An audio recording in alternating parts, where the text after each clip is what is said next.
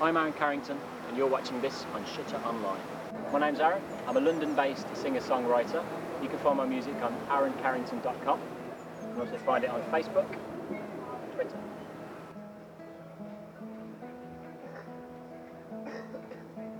I decided I wanted to be a solo musician, primarily for the reason that it gives me the freedom to express what I want to express, when I want to express it.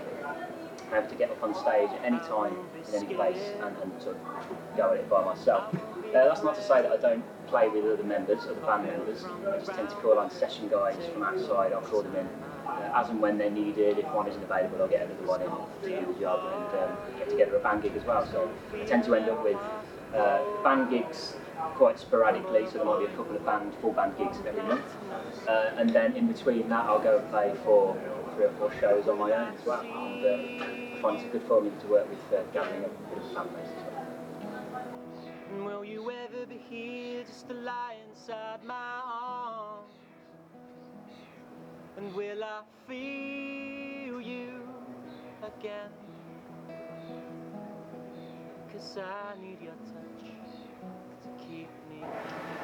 There are some obvious drawbacks to working with, by yourself. When you've got a band full of people, you've got a massive filtering process for the music that you create.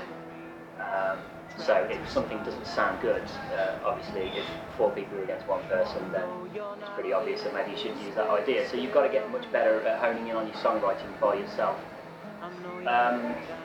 And also bringing fans to gigs and sharing out all the responsibilities that come with being an artist between 4 or 5 different people. It can be a lot less work. But ultimately, it's about having a sense of control and direction over your own career that you want to have. And anything that you do is on your back, and that's what I quite like about it, and that's what I try to be for. I think busking is a good way to promote your music because it's very personal and it gets you straight in front of an audience, quite a large audience at that. And if your music is sort of any value to someone, a lot of the time they'll stop and let you know about it. They'll come and obviously drop some money in your guitar case or take a card off you. Giving cards and CDs away while busking is a very good and effective and personal way to promote yourself and your music. And I think a lot can be gained from getting out there and busking. And you can sort of busk for very long periods of time, which is obviously good for stamina as a performer. And if you really want to, you can go out in the sunshine or you can go out in the snow. Sure what you want busking. And just one word of advice about busking: just make sure you've got a license before you do.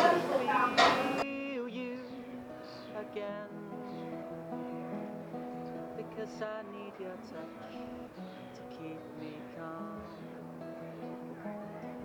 Yes, I need your touch to keep. Songs can come from just about anywhere, really.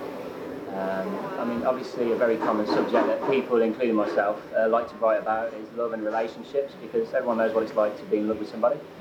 And when you feel inspired by that, things just stream into your consciousness, and then you write words down on paper, and then you put music to it on your guitar. But you can write about everyday events. You could write about sitting in a cafe, doing an interview if you really wanted to. I've recently sort of wrote a song. I took a trip down to the Marble Arch roundabout. It was a nice sunny day, there was people all around, birds in the sky, trees, traffic, lots of noise, plenty of inspiration and plenty of things to write about. So I think the bottom line is to sort of find inspiration, is to find something that's worth writing about, take that inspiration and then channel it into your music. So many people just living out their lives, trying to make ends meet. So what do I like to write about? I suppose if I gave you 2 completely separate examples at opposite ends of the spectrum, my song Keep Me Calm, I kind of envisioned myself in the future with a wife who I'd been with for years, being very old, and inevitably one of us has to kind of pass away first, and then Keep Me Calm is really about the feelings of the person who is still alive and how they feel about their loved one. Anyway, so it's down past that. Very deep. Opposite to that, Drink the Night Away is quite a simple, catchy pop song, which is about being alone with a girl in her bedroom, drinking lots of alcohol, and things that kind of happen when you do that. So in my opinion, the best way to gain new fans really is just to get out there and play live. Play your music anywhere you can. There are thousands and thousands of open mic nights out there, especially in London. There's about 20 every night of the week. So get yourself down to those, get your experience, get your music heard, learn how to express yourself, and then start organising some gigs of your own, get your friends down, get them to get their friends down. You know, shameless self-promotion. Get some flyers and leaflets and things printed. And also, you're going to have to be a bit of a master of social media as well. Get to know Facebook and Twitter and SoundCloud, get them all linked in together, get to know how they all work, network with people on there, and just promote yourself in any way you can. And once you've got fans, you know, don't neglect them. Once you've got fans and people that are genuinely into your music, make sure you keep them. Do all you can to keep creating music.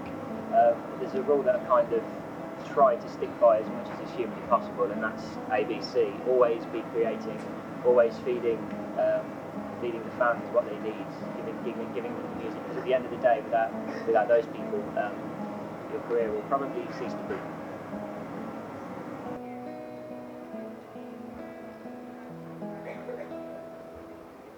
I won't be scared, I won't be afraid.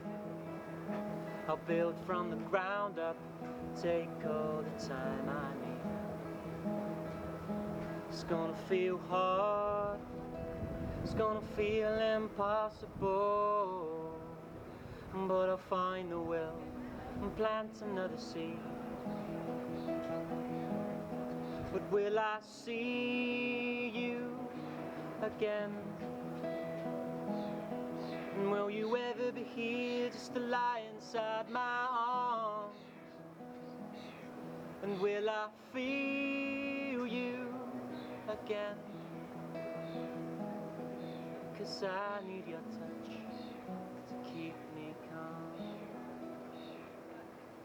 And now the years have passed and swelled into a daze, like memories trapped inside a maze. And though you're not here, your spirit still remains.